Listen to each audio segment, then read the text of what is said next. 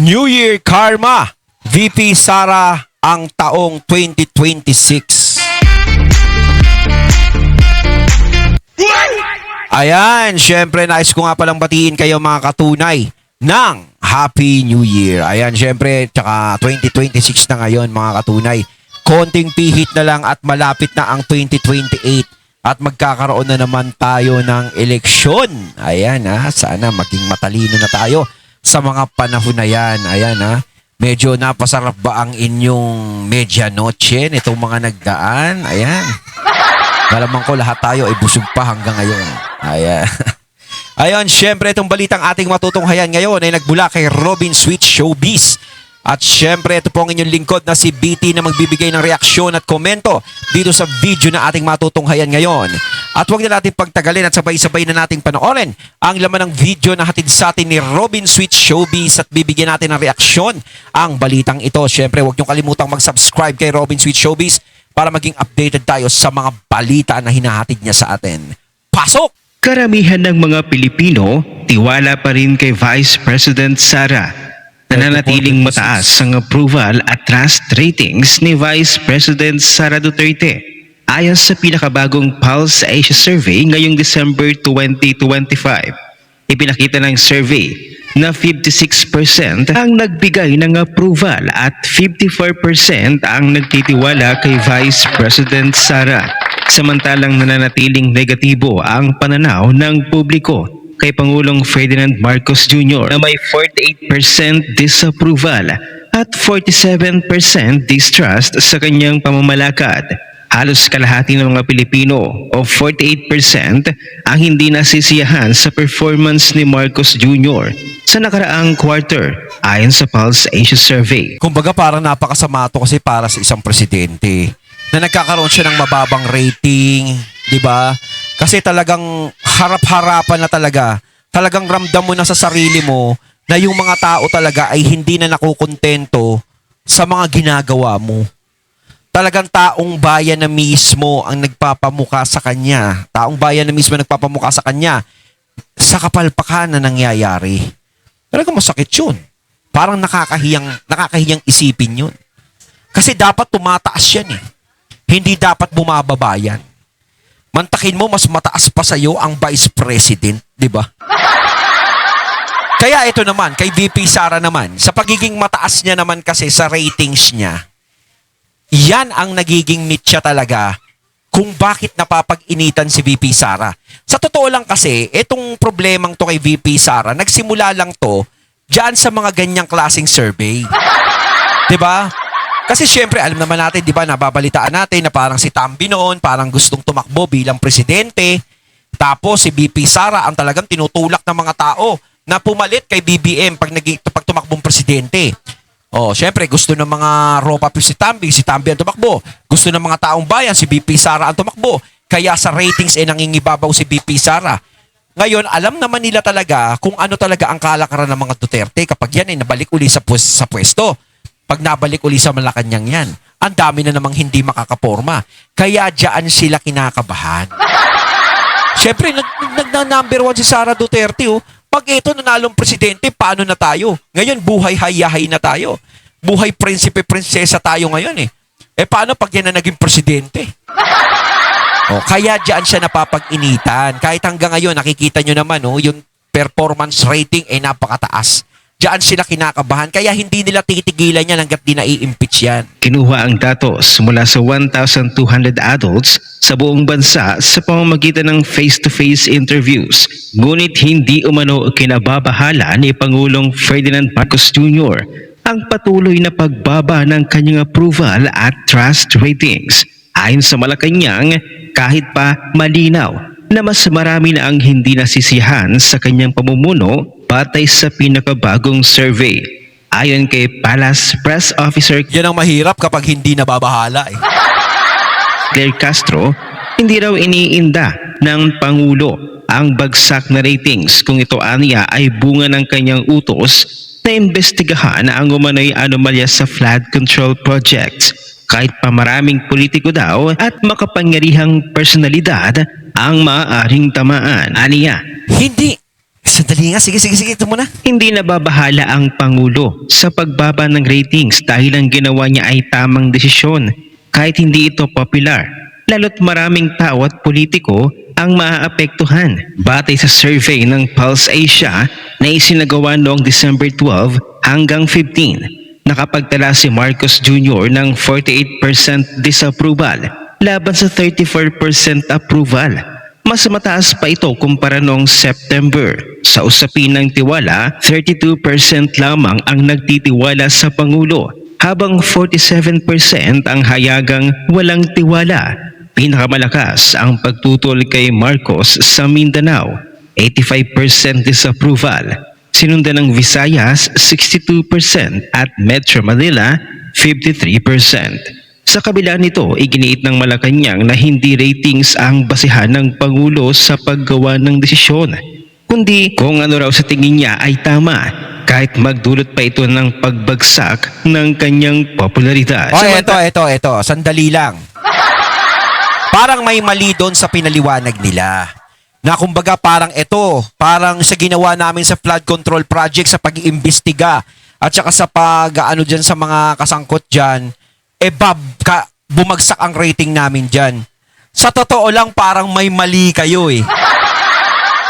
Dahil dapat sa ginawa nyong yan, dapat mas maraming tao ang magtitiwala sa inyo. Mas maraming tao ang siyang bibilib sa inyo. 'Di ba? Parang sinabi nyo naman dito na ang mga bumoboto dyan sa survey na yan, sila ba yung mga sangkot sa flood control project na nagbibigay ng distrust? Di ba? Sila ba yung sinesurvey? Siguro naman hindi. Taong bayan naman siguro yung sinesurvey niyan. So ang ibig sabihin, parang sinasabi dito ni Castro, parang yung mga tao mas pabor pa doon sa gumawa ng anomalya kaysa doon sa kumukontra sa anomalya. Kasi bumababa yung nagkakaroon ng distrust, mataas yung distrust ng presidente. Bumababa yung trust ng mga tao sa kanya. So parang sinasabi ni Castro dito na yung mga tao ay pumapabor doon sa mga kurap. Yun ba yun? Oo. Di ba dapat yung mas lalong tumaas? Alam nyo ba kung bakit siya bumababa? Di ba? Sa tagal ng investigasyon na to, wala pang napapakulong, wala pang nananagot na malalaking tao dito sa flood control na to. Yung mga kinanta ng Diskaya, nasaan na? Naimbestigahan na ba? Nakausap na ba? O, yung mga nasasangkot dyan, napanagot na ba? Di ba wala? Sino lang yung mga hinuli? Parang tumataya ng waiting at nagwe-waiting lang. Yung mga nagpapataya. Di ba? So, paano bibilib yung taong bayan kung hanggang ngayon, wala pang napapanagot na malalaking isda?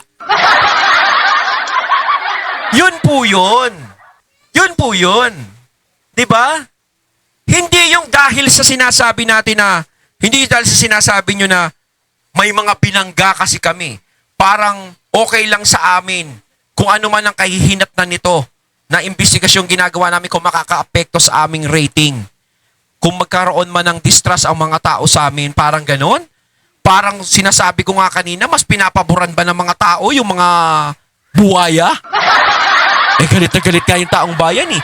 Dapat nga mas matuwa yung mga tao. Kaso nga, wala silang nakikita na ikatutuwa. Diba? Puro lang tayo investigasyon. Wala namang nananagot. Sino lang yung mga nananagot? Mga galamay lang. Pero yung mga malalaking tao, wala tayong nakikita. Walang nananagot na malalaking tao. So, hindi pa rin matutuwa yung taong bayan yan. Diba? Talay sa pagsalubong ng 2026, nagbigay ng matapang at diretsyong New Year wish si Congressman Pulong Duterte. Isang panawagan para sa pagbabago sa direksyon ng pamahalaan. Ayon sa mambabatas, simple ngunit mahalaga ang hiling niya para sa bansa. Aniya, mas maayos kaysa 2025, mas makatao, mas tapat at malaya mula sa bangag na administrasyon. Kasabay nito, nagpasalamat si Congressman Pulong sa mga patuloy na sumusuporta sa kanyang pamilya, lalo na sa kanyang ama na si dating Pangulong Duterte na kasalukuyang nasa kustodiya ng International Criminal Court sa The Hague, Netherlands. Bagamat aminado siyang hindi perpekto ang kanyang ama, iginiit ni Congressman Duterte na nanindigan ito sa prinsipyo ng paglilingkod sa bayan. Isang uri ng pamumunong aniya mas kailangan ng bansa sa darating na taon. Para kay Congressman Pulong, ang bagong taon ay hindi lang basta paglipat ng petsa, kundi panawagan para sa mas makataong pamahalaan, mas tapat na liderato at mas malinaw na direksyon para sa sambayanang Pilipino. Tama At si si Antimo Congressman. Claire Chucky, abay, ipinagtatanggol pa rin ng kanyang amo na si BBM kahit na sobrang lagapak na ang kanyang trust at approval ratings. Go lang ng go. Malaki yata ang sahod eh. Panoorin natin ang buong video. Tignan nyo to mga lords, no? So, yung SWS, nag-release ng survey nung isang araw, di ba? And negative 3 ang net trust ratings, no? Ni BBM. And ngayon, nagpalabas ang Pulse Asia ng ratings at tignan natin. Nananatiling mababa ang tiwala at approval ng publiko kay Pangulong Bongbong Marcos base sa pinakahuling survey ng Pulse Asia. Pulse Asia Sa yan. survey, lumalabas na 34% ang performance rating ng Pangulo. Mas mataas lang yan ang 1% mula sa 33% rating na nakuha niya nitong Setyembre. Buwaba naman ang tiwala ng publiko sa Pangulo na mayroon lang 32% mula 34% trust rating sa third quarter ng taon. Samantala, mas mataas naman ang approval Boom! at trust rating ni Vice President Sara Duterte Nako, kumpara sa Pangulo ilang paso sa kabila talaga. yan ng mga issue ng korupsyon na pinupukol sa bise. Nakakuha si Duterte ng 56% approval, 54% naman ang kanyang trust rating, pero bahagyang mababa ang mga numerong ito sa nakuha niya sa parehong ratings noong Setyembre. Kuha po ang survey ng December 12 to 15. Ilan sa mga mainit na issue sa panahon na yan ay ang patuloy na investigasyon sa mga anomalya sa flood control projects at pagpapanagot sa mga nasa likod ng katiwalian. O, di ba? Both surveys, SWS and Pulse Asia, ay pababa ng pababa ang trust ratings Spaghetti ng pababa. presidente. O, di ba? One message lang yan na ang mga Pilipino ay unti-unting nawawalan ng tiwala sa Pangulo.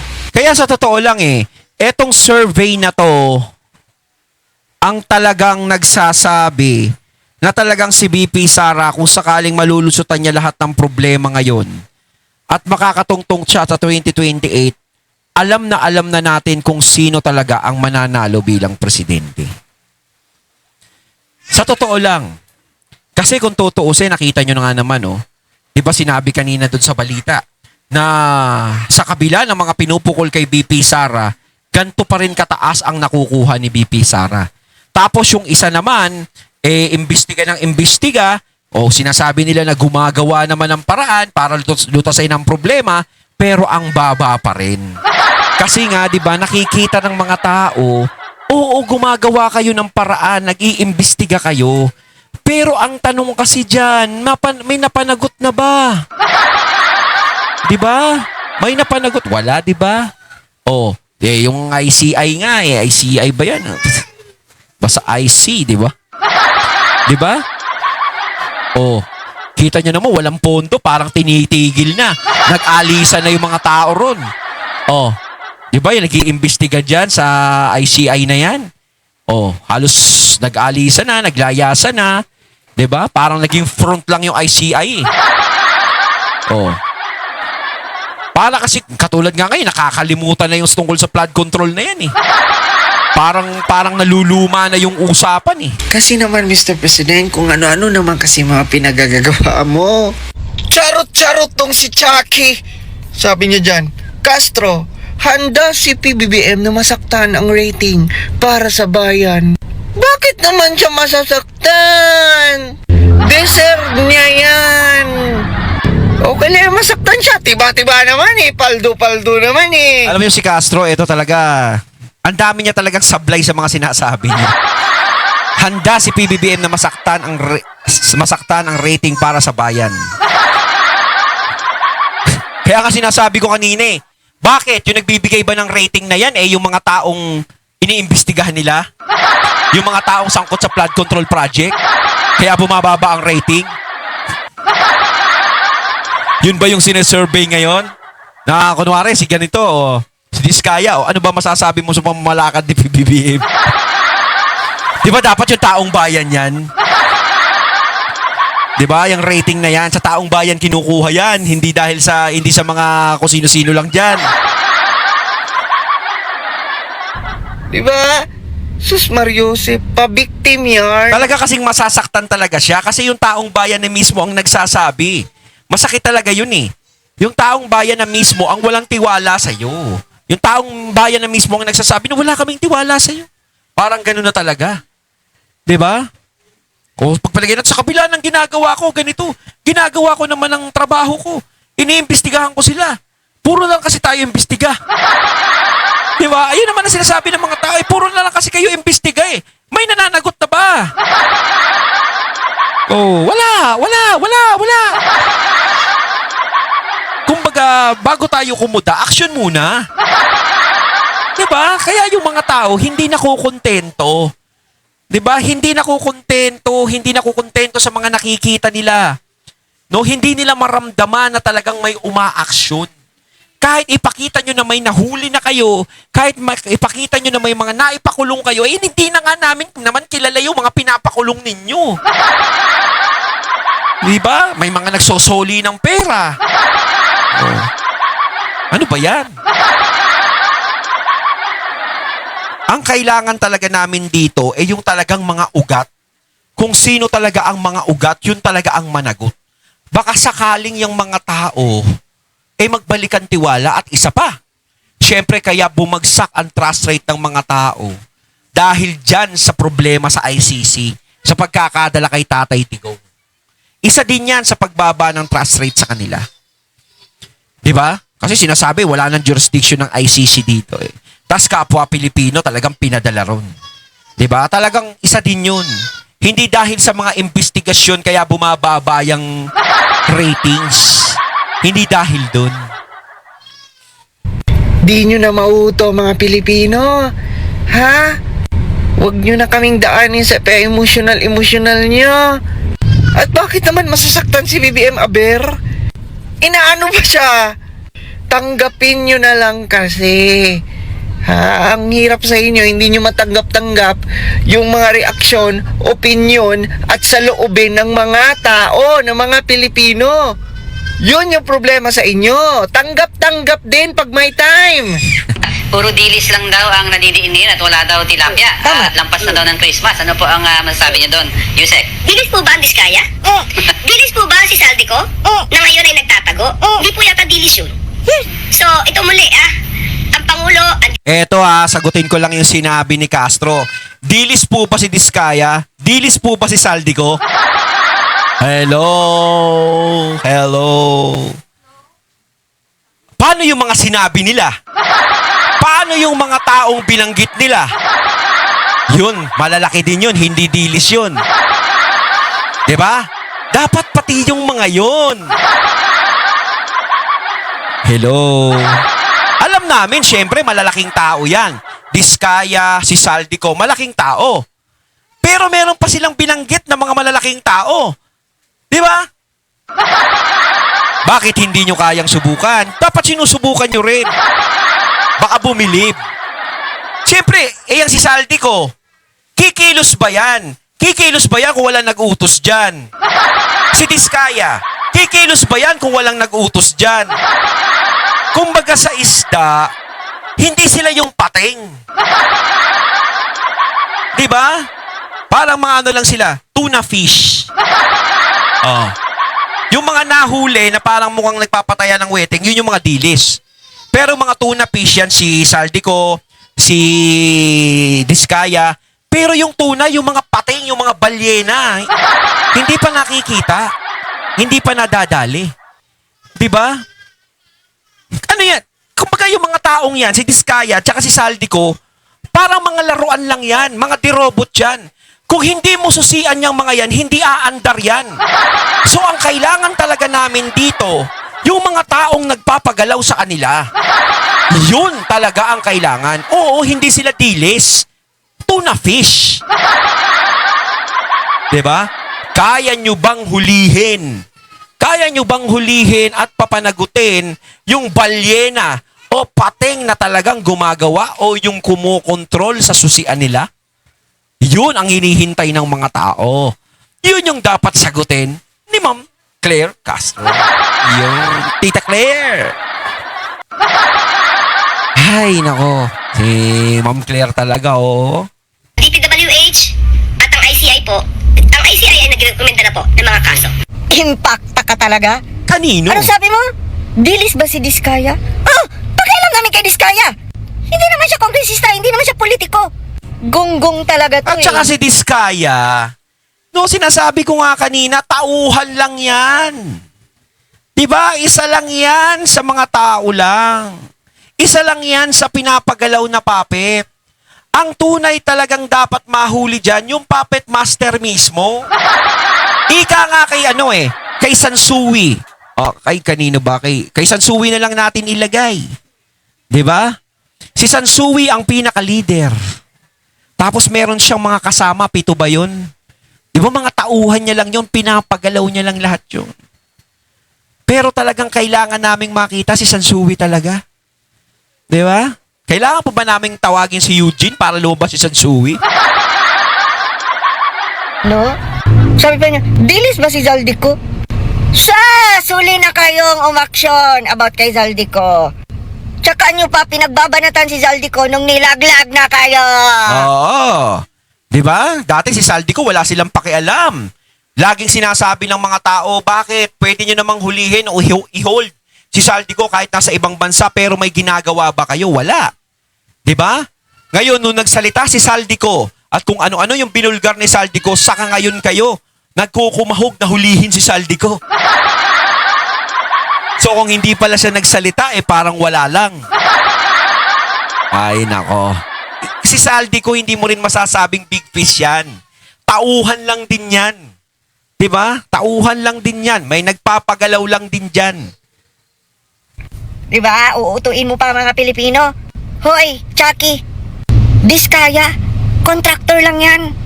Tanga ka ba? Alam namin na ang mga kumukuha ng mga contractors, congressman, kongresista. Huwag mo kaming gawing tanga mo. Yun. Huwag mo kaming gawing tanga ka. Yun na. Diba? Lilinlangin mo pa mga Pilipino. Lilinlangin mo pa kami. Nek-nek mo.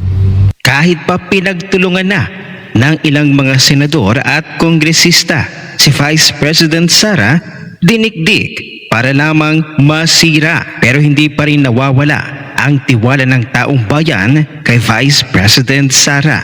May napatunayan na kasi ang mga Duterte.